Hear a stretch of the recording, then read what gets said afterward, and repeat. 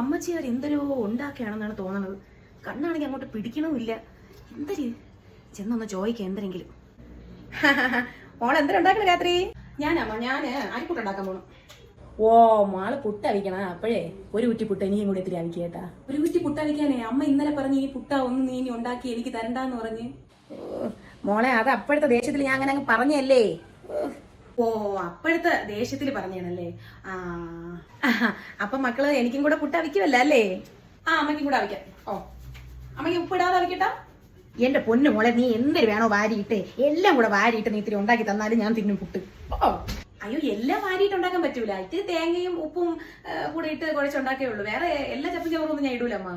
അപ്പൊ ശരി മോളെ, അപ്പോഴേ പുട്ട് ഉണ്ടാക്കിയിട്ട് ഞാൻ വന്നെടുത്തോളാം. ശരി അമ്മ, ഞാൻ ഉണ്ടാക്കിയിട്ട് വിളിക്കാം. അമ്മ അപ്പോഴും ഒന്ന് എടുത്താൽ മതി. പോയാ? ഓ ഉണ്ടാക്കി കൊടുക്കണതും പോരാ, വന്നു നിന്നോണ്ട് ഉപ്പും പുളിയില്ലാന്ന് പറഞ്ഞ് കുറ്റവും കൂടെ പറിച്ചു.